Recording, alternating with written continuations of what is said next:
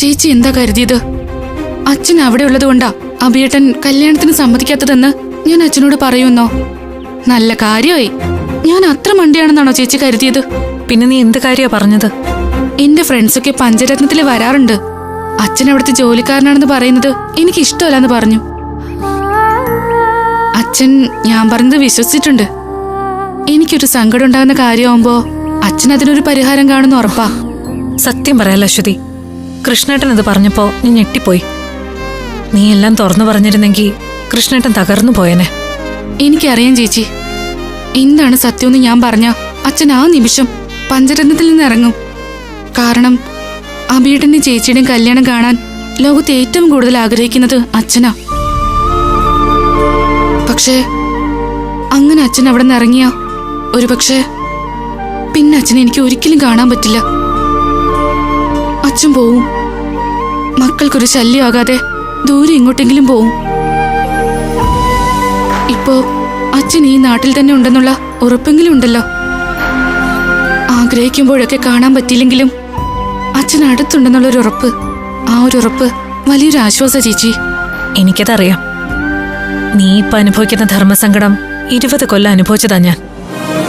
അച്ഛനടുത്തുണ്ടായിട്ടും ഒന്ന് കാണാൻ പറ്റില്ല.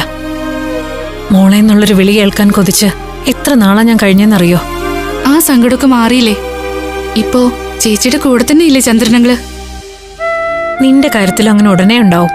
എല്ലാം കലങ്ങി തെളിയും. അതിനുവേണ്ടിയാ അഭിയെപ്പോലും എതിർത്ത് ഞാൻ കൃഷ്ണേട്ടനെ ഇങ്ങനെ കൂടെ നിർത്തിയിരിക്കുന്നെ.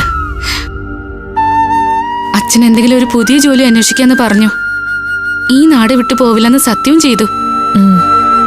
ആ വഴിക്കൊന്ന് ശ്രമിച്ചു നോക്കാം.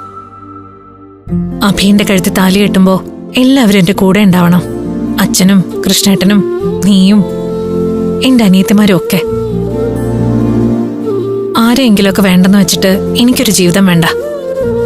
അങ്ങനൊരു ജീവിതം ജീവിക്കാൻ എനിക്ക് പറ്റൂല്ല.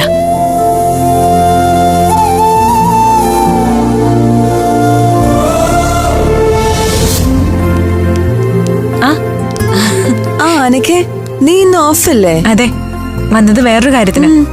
കല്യാണം വിളിക്കണ്ടേ? ഞാനതങ്ങ് മറന്നു. ഇന്നൊരു ദിവസം കൊണ്ട് ഇവിടെ ഉള്ള എല്ലാവരെയും വിളിക്കണം. ഡോക്ടേഴ്സിനെ മിക്കവരെയും വിളിച്ചു.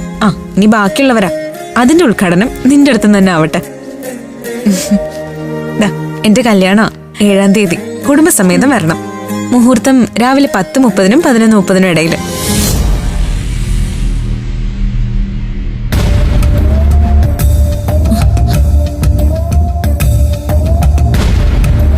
കല്യാണ പെണ്ണാണല്ലോ.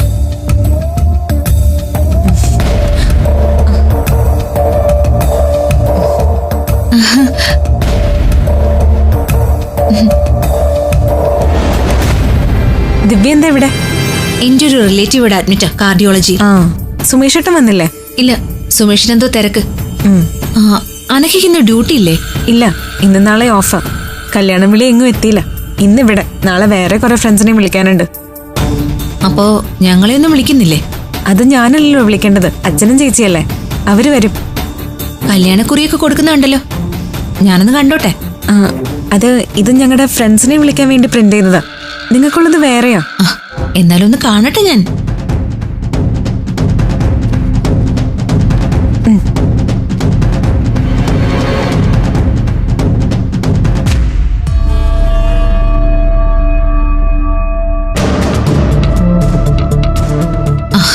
അപ്പൊ ശരി, ഞാനങ്ങ് ചെല്ലട്ടെ.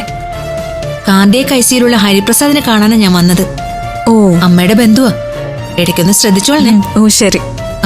പിന്നെ എന്തെങ്കിലും ആവശ്യം വന്നാ ഞാൻ വിളിക്കും. ആയിക്കോട്ടെ. അപ്പൊ ശരി, ബൈ.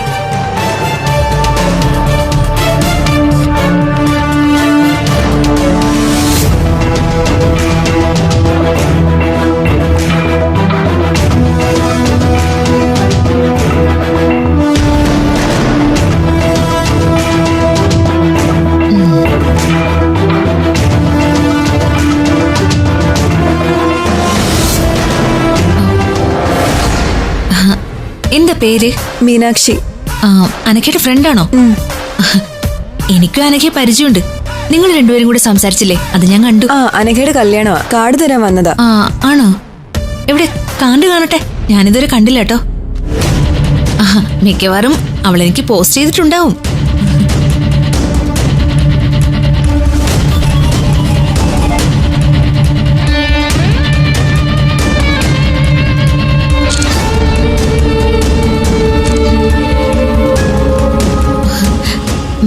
കൊള്ളാം, നന്നായിട്ടുണ്ട്.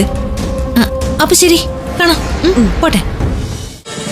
ഫ്ലവേഴ്സ് ഒരുക്കുന്ന കാഴ്ച വസന്തം യൂട്യൂബിൽ പ്രേക്ഷകർക്ക് ലൈവായി കാണാം. ഫ്ലവേഴ്സ് കോമഡിയിൽ ജോയിൻ ചെയ്യൂ, ആസ്വദിക്കൂ.